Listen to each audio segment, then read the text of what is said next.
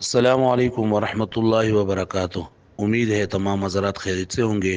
اللہ تعالیٰ آپ سب کو اپنے حفظ و امان میں رکھے۔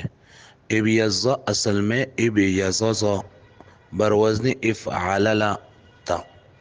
یہ ہفت اقسام میں صحیح ہے اور مضاعف نہیں ہے، اس لیے کہ مضاعف اس کلمہ کو کہتے ہیں جس کی حروف اصلی یعنی فا عین لام کلمے کے مقابلے میں دو حروف ایک جنس کے آ جائے، یعنی یا تو وہ دو حروف ایک جنس کے فا اور عین کے مقابلے میں ہو جیسے ددن، یا عین اور لام کلمے کے مقابلے میں ہو جیسے مدد، اور یا فا لام اول عین لام ثانی کے مقابلے میں ہو۔